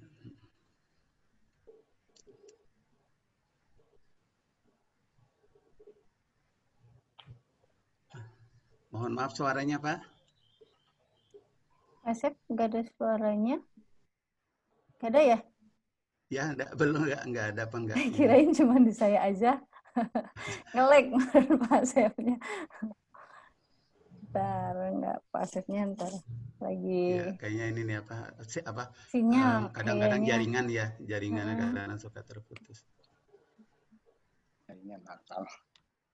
Itu mungkin tadi ada bisa menambahkan itu yang pertanyaan Pak Apri, tapi mungkin Pak Apri mungkin bisa dilihat di chat tadi Pak Dudi sudah sedikit menambahkan untuk nilai minimum itu bisa terjadi EBV-nya minus, artinya berarti dia di bawah rata-rata populasi. Nilainya minus, karena kalau ternak itu kalau yang bagus berarti EBV-nya dia di atas rata-rata itu positif gitu, kalau di bawah negatif. Ini saya malu, itu saya juga Pak Jack sama malu, di sini banyak guru-guru saya terutama itu ada Pak Halid. Senyum-senyum aja Pak Halid. Mangga tuh sementara ini Pak Asep nge-lag di sini mau mengobrol atau diskusi yang lain. Tuh Pak Denny sudah siap kayaknya nih, Pak Denny juga tuh, aduh guru kita luar biasa ini. Iya, mangga bisa ngobrol tuh sesama. Pak Halid ya, Pak Halid juga udah siap tuh, karena tidak. Iya. Ya, bagus Pak Jack, nanya tadi suaranya jauh dari Pak Asep hilang, nggak apa-apa. Iya, mungkin bisa diisi untuk sharing ilmu yang lain atau mungkin rencana ya. Bu Heni, maaf. Ya. Untuk N ya, saya kan pernah mencoba itu juga saya menggunakan program ini, PES dan PCE ini. Nah, kalau nilai N-nya tadi yang Pak Asep udah bilang, kalau variasinya tidak terlalu banyak, tidak tinggi lah ya, berbeda, tidak jauh, bagus nilainya. Saya menilai heritabilitas produksi telur pada Mojosari, mungkin karena variasinya tadi tidak tinggi, nilai standar errornya itu malah lebih tinggi daripada nilai heritabilitasnya begitu. Ya, jadi keluar angkanya, ya, tetapi nilai standar errornya malah lebih tinggi dari nilai heritabilitasnya sendiri begitu. Betul. Tapi kalau misalnya yang itik ala bio, jumlah N-nya waktu itu adalah 400 ya, nah itu agak bagus begitu. Tetapi ketika saya coba menggunakan manual pakai program Becker, angkanya kok tidak sama begitu. Terutama yang itu, yang N-nya kecil ya, sedikit. Waktu itu saya pakai Mojosari cuma 200 datanya itu. Alabio 400. Jadi yang rada-rada mendekati ke yang manual pakai Becker waktu itu, yang Alabio. Jadi kalau saya sih kesimpulannya N-nya itu misi yang tidak terlalu tinggi. Itu pengalaman saya. Jadi Pak Asep sepertinya sudah bisa bergabung lagi. Keluar, jumlah. Ya, keluar. Untuk jumlah mungkin kita ini harus dicoba betul. Karena biasanya untuk run pertama satu generasi saya juga sering gagal. Ditambah generasi berikutnya baru bisa. Jadi kalau ini tidak bisa tentukan, tergantung bagaimana kompleksnya lingkungan. Data genomik ini sangat penting. Jadi saya merasa pemuliaan yang saya pelajari tahun 2000 itu sekarang berubah. Jadi desainnya itu betul-betul. Seperti untuk relationship saya sekarang sudah pakai microsatellite. Jadi saya bekerjasama dengan perusahaan-perusahaan untuk mendeteksi microsatelit ini. Kemudian saya masukkan juga SNP, karena SNP ini kalau di yang banyak, anaknya banyak, itu akan mahal. Jadi saya tetap untuk seleksi family, saya pilih beberapa family yang bagus, baru yang terseleksi untuk replacement-nya saya pakai SNP yang ada itu SNP-nya baru saya masukkan untuk replacement. Tapi kalau di sapi perah menurut saya bisa langsung. Seperti sekarang di sapi perah kan banyak pakai misalkan somatic sales score yang itu kan itu sudah lazim itu dipakai untuk melihat daya tahan mastitis kan. Itu bisa saja nanti digabungkan. Jadi genomik ini biasanya saya pakai sekali lagi untuk genetic relationship, saya pakai itu untuk ngecek apakah suatu lain itu sudah homozigot atau bukan, sudah masih heterozigot. Kemudian juga untuk relationship-nya. Jadi saya pakai itu terus terang kalau untuk di ternak kecil. Untuk output Pak test Asep, itu boleh kasih? Ayo, yes. Ya, silakan Pak Jack. Ya silakan Pak. Untuk output PCA itu parameter genetik saja. Jadi di situ ada ragam genetik, ragam lingkungan. Ragam lingkungan itu terserah. Kalau di domba misalkan ada, kita bisa masukkan maternal effect, lingkungan bersama itu bisa. Tapi kalau di sini saya masukkan hanya ragam permanen saja. Karena untuk repeated measurement. Tapi lain, kalau di domba, sapi potong, misalnya pengaruh induk itu sangat penting. Biasanya dimasukkan juga maternal genetic effect biasanya. Jadi tergantung ternak apa. Jadi di sini hanya untuk parameter genetik saja. Jadi itu mungkin Pak Jack ya. Pak, makasih Pak. Boleh sedikit lagi ada kalau mohon maaf. Tadi Pak terkait dengan penentuan apakah katakan kita menentukan atau memasukkan data SNP tadi ada kalau tidak salah tangkap saya ada dua konteks, ada yang tadi masuk ke dalam kategori fixed effect dan juga random effects. Nah ini kriterianya tadi seperti apa Pak? Jadi kalau SNP-nya sudah jelas itu hanya kita sudah bisa membagi misalkan ada 5 macam atau berapa macam, 5 macam kita masukkan fixed effect bisa. Tapi kalau frekuensinya terlalu luas, itu bisa ke random effect masuknya. Oke, mohon maaf ini kebetulan kita dalam genomic ini Pak sekarang yang terbaru menggunakan bovine ya. Jadi itu sekitar 56.000 SNP yang bisa kita explore. Nah, yang kalau itu memang jumlahnya agak banyak ya. Ya, kalau itu pakai masuk random effect biasanya kalau banyak begitu. Random effect ya Pak ya. Ya. Oke, terima kasih banyak Pak Asep nuhun pisan. Sama. Ya, sama sunat. Mangga selanjutnya Bu Tika kayaknya mending nanya langsung aja deh Bu. Mana Bu Tika? Ada Bu Tika? Ini katanya Pak Asep di nilai EBV di ayam apabila semua lingkungan sama dan catatan individu lengkap, biasanya hasilnya sama dengan ranking fenotip. Betul tidak ini? Ya, betul. Kalau di ayam untuk seleksi, karena lingkungannya sama, dianggap 0 kan, berarti ragam lingkungan sama dengan ragam genetik. Tapi di ayam kan biasanya ada, ya kalau perusahaannya besar, biasanya kandangnya lain-lain. Kalau ada 3 kandang, berarti kandang itu dimasukkan sebagai fixed effect. Jadi tergantung kalau satu kandang, di mana lingkungannya sama, rankingnya itu betul sama. Kalau di ayam, misalnya saya sudah tidak melihat ibu bapaknya lagi, saya punya, misalkan kalau kandang koloni ada 10 pejantan dengan 100 betina. Cuma di genotyping saja ininya apa? Ibunya, terus bapaknya. Nanti biarkan saja mereka ini apa? Menetas, masuk ke hatchery tidak perlu dipisah-pisah. Nanti begitu diseleksi kita tahu kan, di anaknya di genotyping lagi kita tahu bapaknya yang mana, ibunya yang mana. Jadi itu sangat membantu sekali sebenarnya. Itu yang dilakukan sekarang melakukan di udang, di ikan juga begitu. Karena anaknya banyak ya genotyping saja ininya. Kerjasama dengan, saya biasanya kalau di US, saya kerjasama dengan Iowa State, kalau di sini dengan Temasek, Singapura, genotyping. Jadi saya tahu nanti yang terseleksi itu bapaknya yang mana, ibunya yang mana. Jadi tidak perlu di tag lagi. Kalau di ayam juga begitu. Kalau ayam relatif lebih mudah saya katakan karena kalau satu kandang ya sama semua. Tapi kecuali kalau ada level kandang, ada 2 kandang, 3 kandang, itu baru kita ya memakai ini. Sudah, Bu Tike? Oke, sebelum ada yang bertanyakan lagi, Bu Tike, kalau tidak ada, ini lanjut Pak Asep dari Pak Imron dari Bitpro PKH ya. Katanya apakah ada rencana penerapan EBV ini di lapangan, baik ternak perah maupun potong, penerapan Ya. EBV di lapangan? Ya, kalau mau menerapkan menurut saya, ya kalau kami siap membantu. Saya juga sering ya, dulu pernah di Batu Araden atau di mana ya, kami siap membantu untuk itulah. Mungkin tim Unpad ya kalau ini, saya kira atau dengan Balitang siap membantu. Tapi kita perlu betul-betul perencanaan, setup data yang betul-betul memenuhi standar untuk analisis genetik. Ya, di sapi potong lain dengan sapi perah. Kalau sapi potong kan, misalkan kriterianya lain.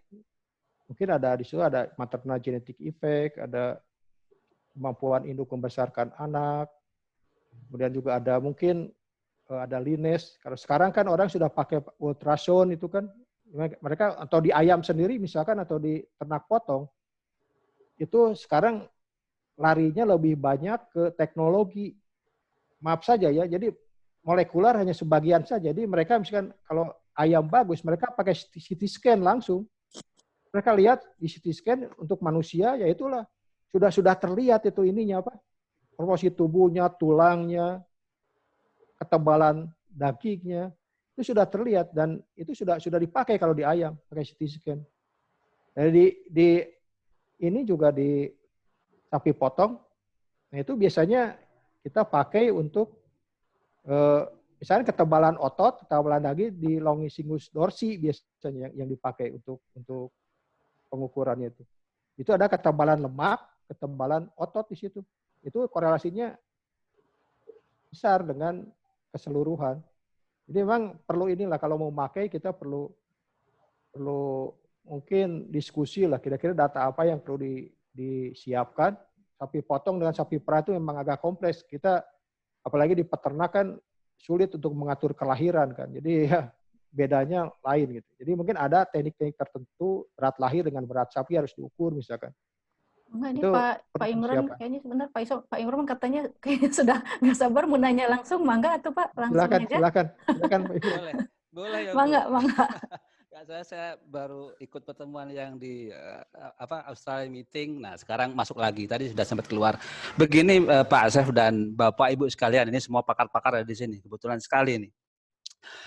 Terkait dengan database pemuliaan. Ini sudah beberapa kali saya dengan Pak Halid, dengan Pak Jack, dengan banyaklah di situ. Guru-guru saya di situ, saya sering berdiskusi. Dan memang beberapa untuk ternak potong ini Pak Halid misalkan dulu sudah pernah mulai untuk sapi Bali ya, lokal ya. Tetapi kelihatannya saya nggak tahu ya kok tidak konsisten gitu. Terus setelah itu berhenti gitu kan. Demikian juga sapi perah ya. Kita sudah tahu bagaimana menghitung pas macam sudah mahir lah. Apalagi Pak Asep Anang ini sudah menyampaikan.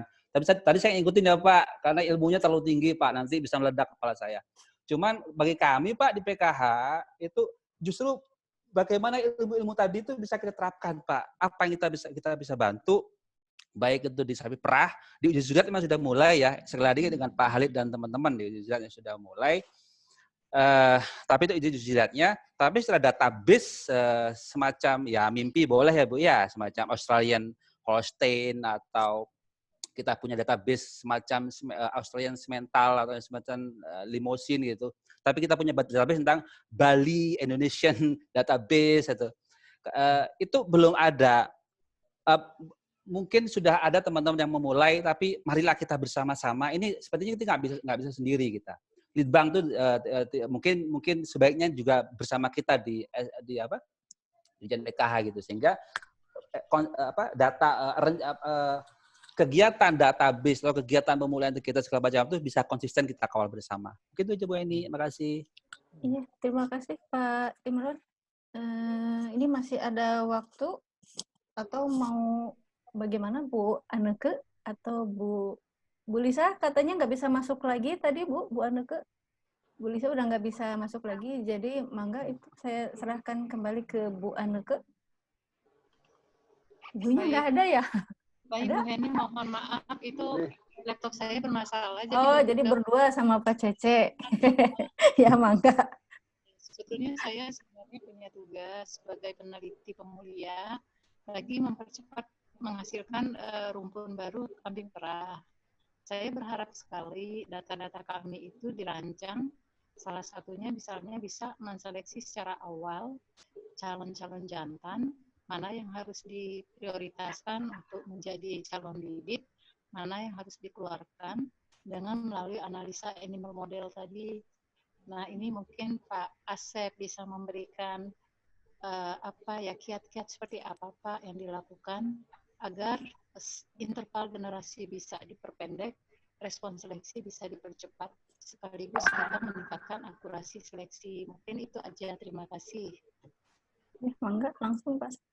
Baik Bu, sebenarnya kalau kambing perah itu identik dengan sapi perah, cuma analisisnya sama, cuma bedanya kalau sapi perah 305 hari, kambing perah itu lebih pendek, misalnya 270 atau 290. Jadi modelnya itu sama. Kita mengukur tiap minggu, mengukur tiap bulan itu bebas. Itu bisa. Dan tentunya untuk untuk kambing itu yang perlu kita tentukan itu mungkin population size-nya dulu, Bu. Jadi kita memberi gambaran population karena disitulah yang menentukan berapa persen yang kita culling atau berapa persen yang kita pertahankan. Jadi kalau menurut saran saya, perbanyak dulu, kemudian buat data manajemen, di datanya semua masuk.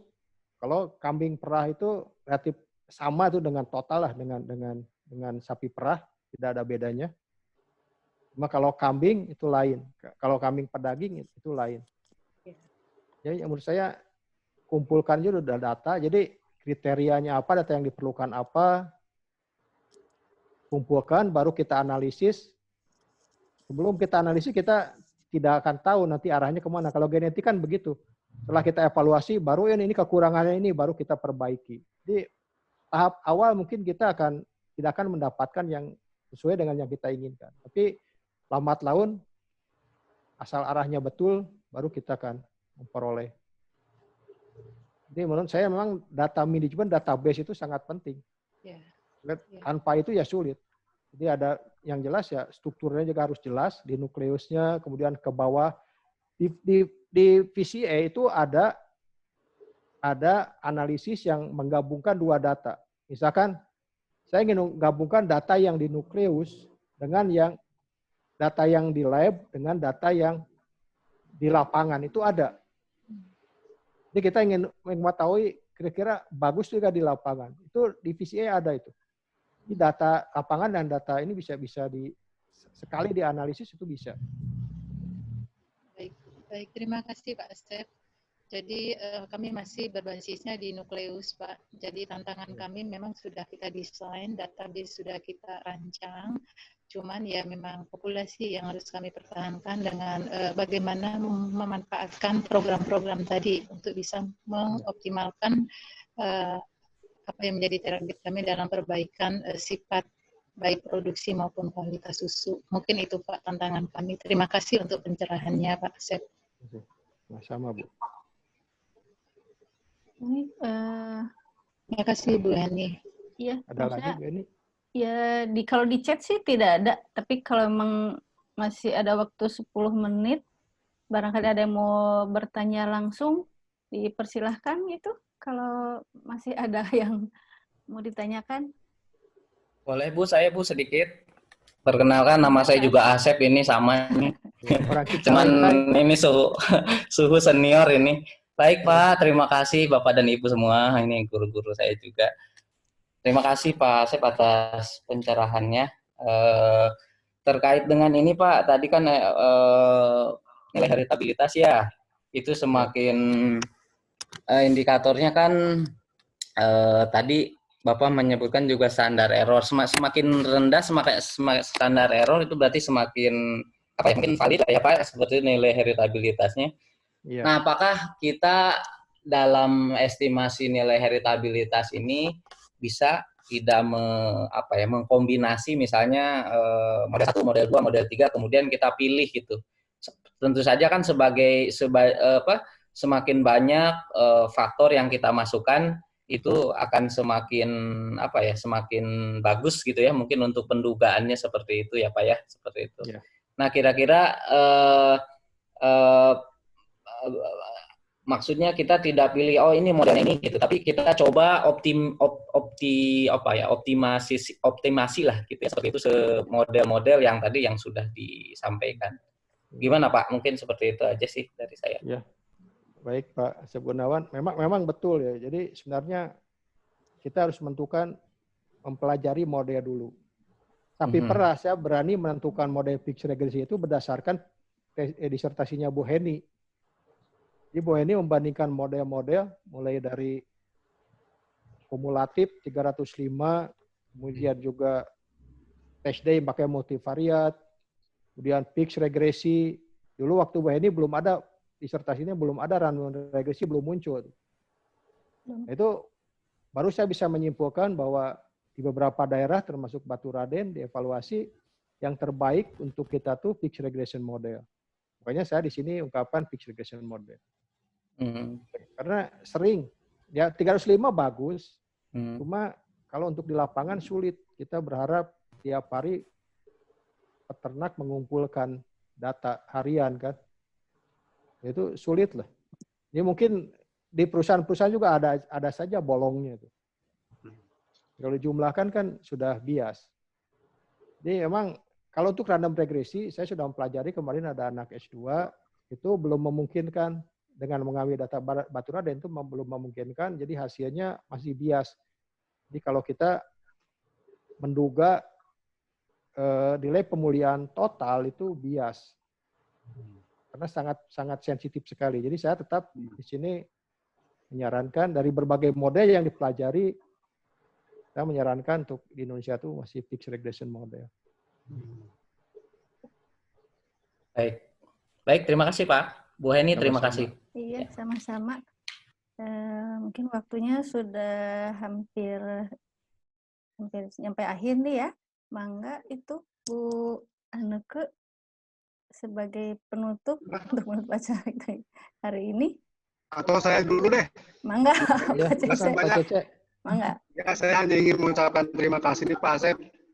Terima kasih banyak nih. Ternyata peminatnya kan luar biasa nih Pak Asep. Jadi mudah-mudahan saya pikir ke depan ini ilmu kuantitatif akan tetap hidup ya dan semakin berkembang. Dan apalagi kita sudah ada pemikiran mengawinkan ya model untuk biomolekuler dengan kuantitatif ini ya. Karena memang kalau jalan masing-masing juga susah kan. Iya. Untuk yang kuantitatif keterbatasan data, kemudian untuk yang biomarka juga hanya memang sedikit sekali kan marka yang bisa itu ya. Jadi mudah-mudahan kalau digabungkan bisa menghasilkan sesuatu yang lebih baik. Jadi semoga nih Pak Asep menjadi amal ibadah buat Pak Asep nih dan menghidupkan kembali ilmu yang sudah langka ini ya, karena sangat sulit seperti itu. Ya. Amin. Kata Pak Asep ya, mudah-mudahan di Indonesia enggak lah, kita masih membutuhkan ilmu. Nah, mungkin lah, tutup lah. Enggak, cina Ibu. Pak Halid itu, Pak Halid ngacung. Cina Pak Halid ngacung.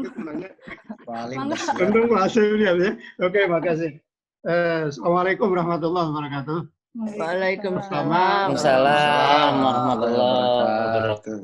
Yang pertama saya ucap terima kasih ya pada Pak Asep sama Bu Heni yang dalam bulan puasa ini juga serius dari tadi kita memperhatikan analisa yang digunakan, apalagi ini untuk sapi perah. Jadi ada Pak Imron juga singgung-singgung sedikit uji juriat sama sapi potong. Makanya mumpung di dalam ini orang pemuliaannya hampir semuanya hadir di sini, terutama yang di kota Pak Asep ya. Kalau yang jauh-jauh banget saya nggak tahu mereka hadir, tapi sekitar Jawa Barat sampai ke Sulawesi Tenggara aja udah muncul gitu, berarti yang lain juga ada. Siap Pak Ali. Nah, ini jadi dari sini saya melihat bahwa tadi Pak Asep rekomendasikan fixed regression model untuk sapi perah di Indonesia. Nah ini tentunya ada persyaratan-persyaratan yang harus kita buat untuk fixed regression model yang harus kita lakukan. Ini tadi disinggung uji zuriat, saya buka-buka aja sedikit tentang uji zuriat ini. Jadi kita sebenarnya catatannya per bulan Pak Asep ya. Dengan selang waktu yang kita tetapkan itu ada sekitar 25 sampai 30 hari, sekitar 10 hari rentangannya yang kita gunakan. Kemudian hasil-hasil yang kita ini dapat semuanya itu di lapangan semuanya.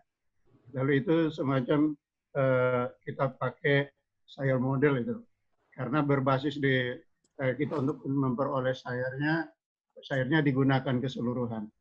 Nah, ini karena sayur model yang kita gunakan, sehingga hasil-hasil yang kita gunakan langsung pasti lebih baik dari yang lain, karena sayur yang kita gunakan kita sudah pilih dan kita mengikuti yang minimal 8 yang kita pilih untuk masuk. Tapi untuk 8 terus juga pembiayaannya susah, sehingga berjalan dengan baik. Dan nanti ini yang pengen saya tahu, di mana kelemahan apa yang harus kita rubah supaya lebih baik hasil yang ke depan. Tapi selama ini kita baik sekali hasilnya, karena selalu lebih baik minimal 15% di pengujian kita lebih baik dari yang diuji. Tapi hasil di nasionalnya ternyata naik produksinya itu sekitar 30%. Setelah berjalan sekian lama ini, lama banget udah.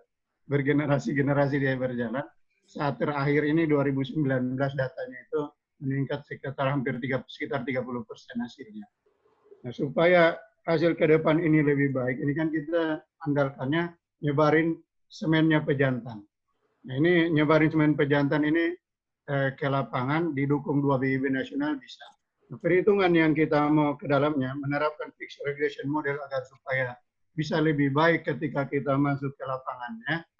Nah, ini persyaratan yang harus dibuat pada peserta partisipatif aktif dari masyarakat yang di lapangan ini seperti apa yang perlu kita buat di lapangnya, kondisi lapang ini agar supaya bisa lebih baik. Selama ini sih kita iritabilitasnya sih bagus-bagus saja karena syarat errornya selalu lebih kecil.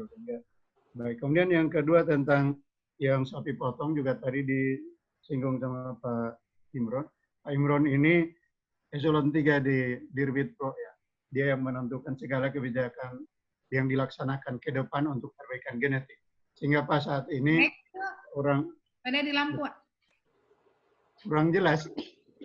Halo. Enggak kedengeran kau Pak. Kedengaran? Kedengeran. Ya, Pak. Oh ya, Udah oke, bagus. Gitu. Saya sangka Bu Susi protes kurang Enggak, dengar. Bu Susi Pak lagi ngomong sendiri. Ya, saya udah maksimalkan soalnya di saya suaranya supaya kedengaran. Oke, tentang sapi potong itu kesulitan di kita adalah pengukuran di lapang yang masuk ini. Karena kita udah bangun di dalam bentuk ini Pak Asep dan kawan-kawan semua ya, kita udah masuk ke dalam program. Yang dalam program itu udah kita tentukan ininya, modelnya semuanya udah kita tetapkan sampai heritabilitas terpaksa kita tetapkan.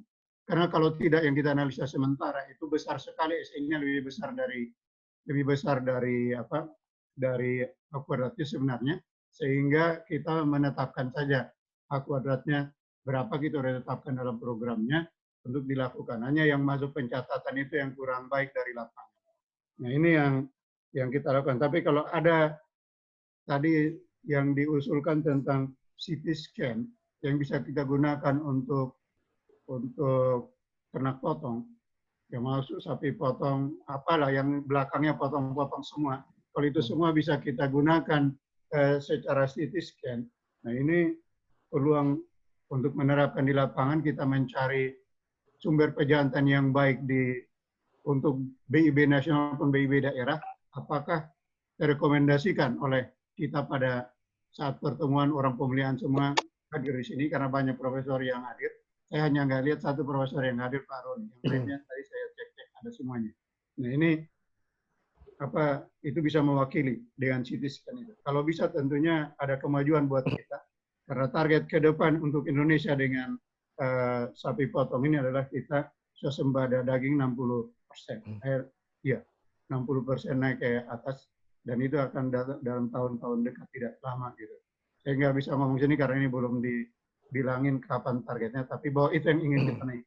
Dari sekarang akan naik ke sana. Kalau CT scan ini bisa, dengan pejantan yang bisa kita gunakan, dengan CT scan tertentu aja, itu tentunya mudah untuk BIB nasional maupun BIB daerah menghasilkan sperm untuk disebarkan ke seluruh. Nah ini mohon dari dua hal tersebut ya. Yang satu tentang fixed segregation model, gimana penerapan di lapangan. Yang kedua tentang CT scan untuk pernah foto. Terima kasih. Saya akan sedikit ini. Mohon maaf lo agak keluar sedikit, nggak apa-apa ya? Ya, tidak apa-apa Pak Lid. Jadi untuk sapi perah memang perlu komprehensif. Saya kira yang pertimbangan tuh bukan produksi susu saja, tapi juga daya tahan, persistensi itu juga sangat penting. Menurut saya untuk daya tahan itu kita perlu bantuan orang-orang molekuler. Mau tidak mau, saya beberapa kali menganalisis daya tahan dengan data kuantitatif itu hasilnya memang kecil. Jadi mau tidak mau, kalau kita mau masuk sungguhan di sapi perah, jangan produksi susu saja. Jadi kita masukkan terutama daya tahan mastitis misalkan yang banyak menyerang, dengan persistensi, mungkin itu yang penting.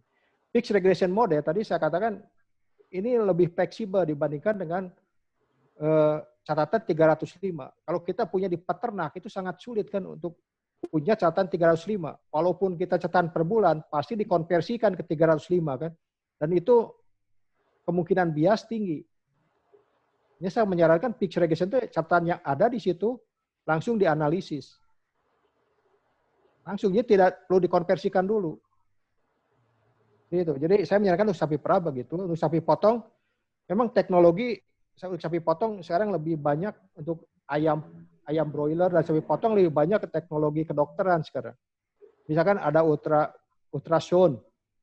Ultrasound itu dulu saya waktu belajar di Inggris, itu di domba itu pakai ultrasound itu untuk melihat ketebalan ini daging. Ketebalan lemak, ketebalan daging semua bisa ya. Ya, ketebalan daging, ketebalan lemak itu pakai ultrasound. Saya kira kalau kita mau maju ke sana ya harus mau tidak harus pakai. Kalau CT scan itu untuk ayam, sekarang dipakai untuk ayam pedaging. Karena itu kecil kan. Jadi begitu masuk komputer 3 dimensi itu terlihat itu. Coba semua posturnya terlihat. Tapi kalau untuk sapi yang besar, saya sarankan ya mungkin USG cukup ya. Ya, USG lah. Jadi kita lihat berbagai macam itu ada USG juga banyak pengukurannya tuh dari mulai depan sampai belakang itu. Itu banyak kita lihat yang paling memungkinkan di sapi potong biasanya atau di domba itu tepat di Longissimus dorsi. Di belakang tuh yang koleksinya paling tinggi. Disitulah ketebalan lemak dan ketebalan daging. Dan saya kira kalau ada marker juga itu sangat penting juga. Jadi kita coba marker terutama untuk lemak. Ini kan lemak saya kira sudah banyak ditemukan. Pak Cece sudah banyak tuh menemukan marker untuk lemak. Saya kira perlu juga itu. Jadi kita harus sekarang tuh tidak bisa, dunia ini sudah berubah. Saya kira orang kuantitatif itu tidak bisa sendirian sekarang. Kalau dulu bisa. Kalau sekarang saya juga perlu bantuan orang molekuler tuh betul-betul itu. Kita kerjasama dengan baik. Sekarang di Indonesia banyak ahlinya. Tinggal panggil saja. Ini molekuler yang diperlukan apa, kuantitatif juga ada gitu kan. Nanti digabungkan, kita betul-betul mendapatkan genomic breeding value. Ini bukan phenotypic breeding value lagi seperti yang saya katakan di presentasikannya, tapi genomic breeding value. Jadi antara dari genomik dengan phenotypic itu disatukan. Menurut saya ini perlu diskusi kalau menurut saya. Jadi kita coba setup database apa yang perlu diukur itu harus betul-betul. Jadi gitu Pak Lid. Maaf ya kalau. Ya enggak apa-apa. Makasih Pak Asif. Jadi memang CT scan nggak mungkin untuk sapi potong, tapi USG sangat mungkin ya. Ya, itulah peralatan-peralatan yang kita butuh untuk masuk. Ya, berarti USG program mungkin yang harus kita siapkan tambahan yang baru dengan masuknya itu ya. Ya. Karena dari USG itu banyak yang udah membuat jadi marker, hanya tadi Pak Jack nggak inggung aja itu. Pak Jack sama Pak Asif Dodo udah banyak bikin marker dari itu, sama ditambah lagi profesor yang duduk di samping Bu Aneke itu. Tugasnya marker khusus untuk sapi potong. Ya. Bisa marker sapi potong saya. Ya, jangan. Ini rumpun ya. Oke, mungkin itu yang bisa saya sampaikan. Makasih banyak Pak Asep ininya semua. Makasih, ini masukan buat kita nanti. Ya. Iya, ini terima kasih untuk pertanyaan-pertanyaannya Bu Aneke. Ini berhubung sudah asar ini. tutup saja gitu. Atau mungkin kalau ada pertemuan lagi misalnya nanti suatu ada saat misalkan. Kalau Pak Imron ada tuh, mumpung ada Pak Imron. Ya silakan kalau mau kita pakai Zoom aja, kita diskusi ya, lebih fokus. Kalau ini kan masih umum. Siap Pak. Tuh, Pak Imron udah komen tuh. Saya biasanya ngurus ayam ras kalau ke Ragunan. Iya, harusnya mampir ke saya. Saya juga baru tahu nih Pak Asep ternyata juga ngulik-ngulik genetik. Bosan ketemu Pak Jakaria sama Pak Halid aja.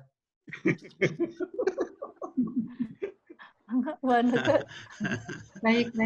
Terima kasih untuk bapak-bapak, ibu-ibu yang sudah bergabung. Terima kasih untuk Pak narasumber, Dr. Asep Anang, juga Ibu Heni sebagai moderator.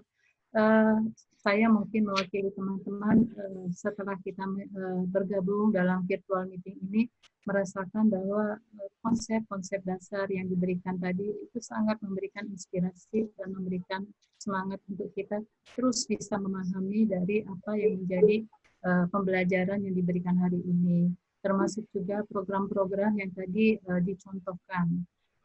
Tanggung jawab kita adalah sesuai dengan status dan posisi kita masing-masing sebagai peneliti dan juga sebagai akademisi, baik yang bekerja di Pemulia dan di disiplin lainnya, bagaimana kita bisa mengoptimalkan, mempercepat perbaikan genetik daripada sumber daya kita yang ada dengan menggunakan teknologi statistikal yang advance ini.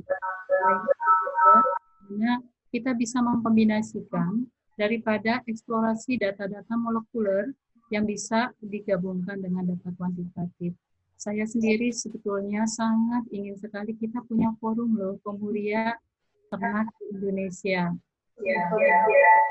Salah satunya adalah untuk memberikan fasilitasi bagaimana kita bisa sharing, untuk bisa merancang misalnya pemuliaan yang sedang kita kerjakan. Apa kendala yang kami temukan ketika melakukan evaluasi genetik dengan menggunakan PSPCA misalnya seperti itu dilakukan oleh pemulia di luar negeri. Mungkin itu salah satu daripada yang bisa kita tindak lanjuti. Selain mungkin kalau tidak keberatan, Pak Asep, Bu Eni, dan pakar-pakar pemulia di sini, kita membuat lagi pertemuan spesifik apa yang untuk bisa kita sharing bersama. Mungkin itu saja. Terima kasih untuk semua partisipasi. Mohon maaf untuk salah, untuk yang tidak kami sengaja ataupun yang kami sengaja. Selamat berpuasa bagi yang menjalani. Mungkin kita bisa bertemu kembali. Terima kasih. Assalamualaikum warahmatullahi wabarakatuh. Waalaikumsalam warahmatullahi wabarakatuh. Waalaikumsalam. Nah, berhubung sudah ditutup oleh Bu Anneke, barangkali Bapak Ibu mau leave meeting, silahkan. Terima kasih banyak. Terima kasih banyak Bu Heni. Terima kasih banyak Bu Heni. Terima kasih. Mohon Pak Asep, Bu Heni, Bu Anneke, Pak Anang, Bu Heni, Pak Asep, Pak Halid. Terima kasih banyak Pak. Yang dilihat ya silaturahmi. Ustaz Halid. Asep. Terima kasih Kang Kita Diri. foto dulu yuk sebelum selesai. Pak Asep, foto dulu sebelum selesai. Sekarang silahkan bergaya. Mana tuh videonya nggak pada muncul. Kita foto yuk. Screenshot semua ya. Saya hitung ya. Masih belum pada muncul. 1, 2, 3. Smile. Sudah, makasih. Mangga. Bagus juga ya berfotonya. Kan ketemu Mas Gusah nih sama Pak Halid, susah banget. Makasih Pak Prof, Cece, Pak Halid, Pak Anang. Makasih banyak Pak. Pak Halid apa kabar? Ibu. Alhamdulillah. Waduh, Teh gimana Teh? Makasih banyak. Sehat nih, kelihatan segar banget. Hitam, ya? Maaf saya masuk terlambat Kang Diri. Terima kasih. Mangga, assalamualaikum. Bu Anneke, mari nuhun. Bu Prof. Gimana Teh Prof? Assalamualaikum. Sekarang mau azan. Pak Ismen. Assalamualaikum. Semoga semua sehat ya dan amal ibadah kita mudah-mudahan diterima Allah Subhanahu wa taala. Amin. Kang Deni. Ya, Mumpung sudah Pak, semuanya Pak. Assalamualaikum. Saya sudahi saja ya pertemuannya. Sampai bertemu lain kali.